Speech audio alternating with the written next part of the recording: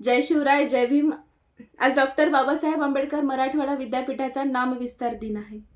हा दिवस केवळ विद्यापीठाच्या नावापुरता मर्यादित नाही, तर हा दिवस सामाजिक न्यायाच्या लढ्यासाठी, शिक्षणाच्या समान हक्कासाठी आणि डॉक्टर बाबासाहेब आंबेडकरांच्या विचारांना रुजवण्यासाठी दिलेल्या बलिदानाचं स्मरण करण्याचा दिवस आहे। 17 वर्षाच्या अथक परिश्रमानंतर, अथक संघर्षानंतर आणि कित्येक भीमसैनिकाच्या रक्तातून आणि बलिदानातून आपल्याला हे नाव मिळालं आहे।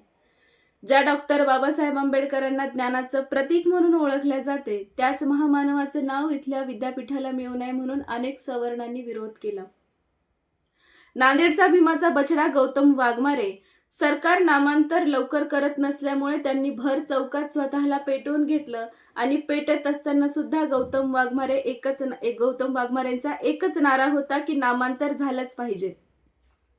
टेंभुर्णी गावातील पोचीराम कांबळे हा युवक गावामध्ये भीम जयंती साजरी करायचा, गावामध्ये जय भीम बोलायचा आणि त्यातच गावात नामांतराची ठिणगी पडली।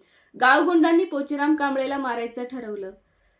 200च्या जवळपास पिसाळलेली कुत्री हातात लाठ्या, काठ्या, कोयता, कुऱ्हाड घेऊन जखमी वाघावर तुटून पडली। समोर मृत्यू दिसत असताना देखील पोचीराम कांबळेंनी आपल्या विचारांशी तडजोड केली नाही। त्याचे दोन्ही हात, दोन्ही पाय कापण्यात आले, जिवंत त्याला सरणावर जाळण्यात आलं आणि जळालेल्या सरणातून सुद्धा पोचीराम कांबळे जय भीम बोलत होता। अशा एक ना अनेक घटना घडत असताना सुद्धा भीमसैनिकांनी तसूभरही माघार घेतली नाही। ज्या डॉक्टर बाबासाहेब आंबेडकरांनी माणसाला माणूस म्हणून जगण्याचा अधिकार दिला, त्या महामानवाचं नाव विद्यापीठाला मिळालंच पाहिजे अशी प्रतिज्ञाच भीमसैनिकांनी केली होती। त्यामध्ये जनार्दन मवाडे, प्रतिभा तायडे, सुहासिनी बनसोडे, शरद पाटोळे, पोचीराम कांबळे, अविनाश डोंगरे, गौतम वाघमारे अशा कितीतरी अनेक भीमसैनिकांनी आपल्या प्राणाची आहुती दिली।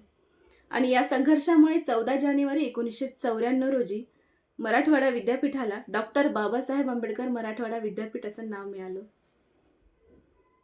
या नावासाठी अनेक भीमसैनिकांनी आपल्या प्राणाची आहुती दिली। अशा सर्व ज्ञात अज्ञात भीमसैनिकांना मानाचा जय भीम आणि आदरांजली आणि तुम्हा सर्वांना नामविस्तार दिनाच्या खूप खूप शुभेच्छा।